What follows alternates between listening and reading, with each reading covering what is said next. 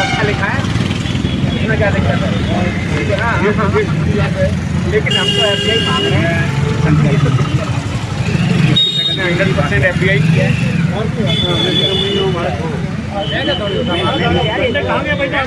इसको 10-20 रखते जाना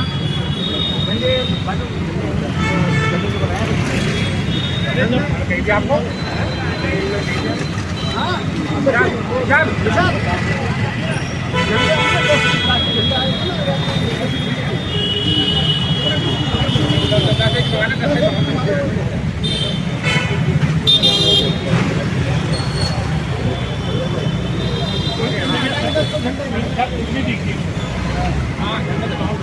जब बाजार जाएंगे मैं बोलूंगा जय जय जय स्वदेशी। आपने बोला जय जय स्वदेशी, जय स्वदेशी, जय स्वदेशी। भारत माता की, भारत माता की।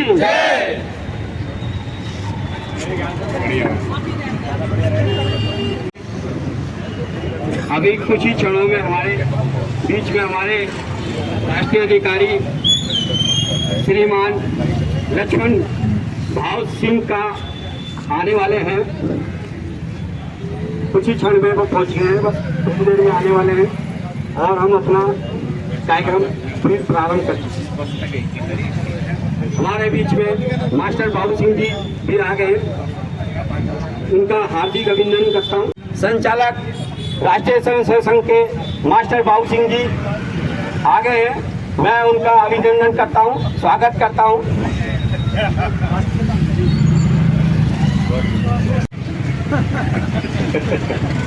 तो मार्गदर्शन करना, फिर भी इन्होंने कहा है तो कुछ कह देता हूँ।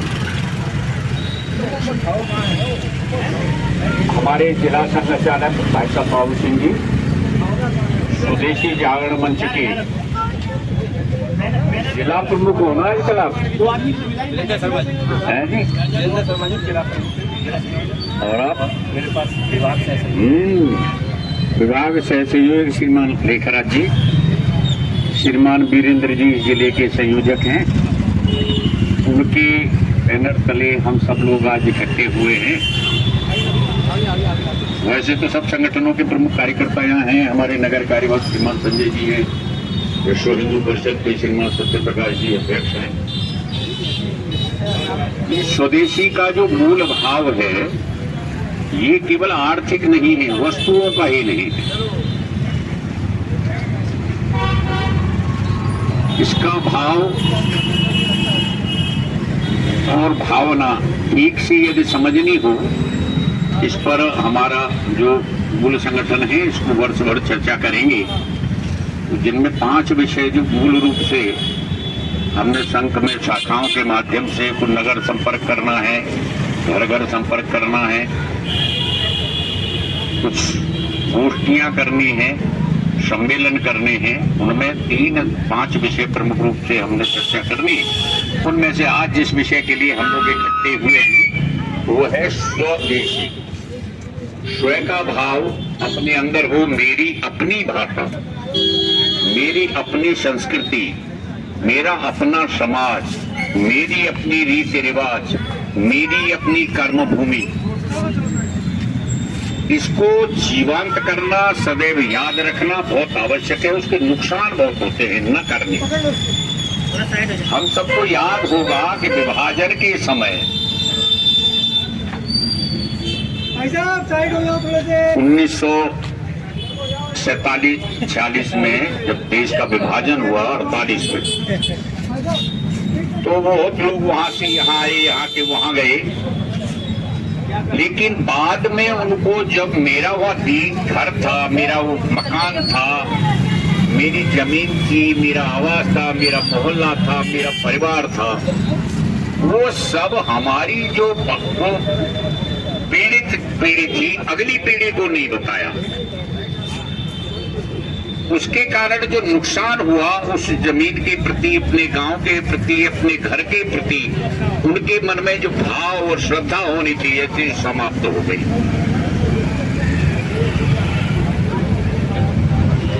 हम वस्तुओं के संबंध में आर्थिक पक्ष जो बड़ा महत्व है, विदेशी कंपनियां हमारे देश में बना रही हैं, वहां तक तो ठीक है, लेकिन बाहर की कंपनी यहाँ आके व्यापार कर रही है, हमारे छोटे मोटे लघु उद्योग धंधे समाप्त हो रहे हैं।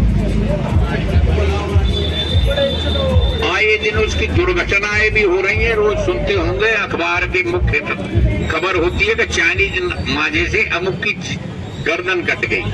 हमारे माजे से कभी किसी की खबर सुनी है क्या?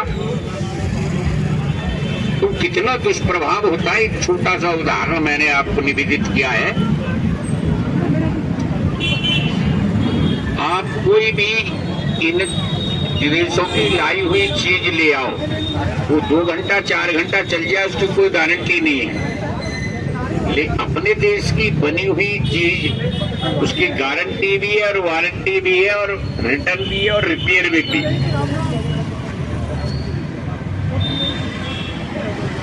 धीरे धीरे वो ऐसी पैर पसार रहे हैं। हिंदुस्तान लीवर भारत की एक बड़ी कंपनी है। उदाहरण के लिए कैसे करते हैं अपना,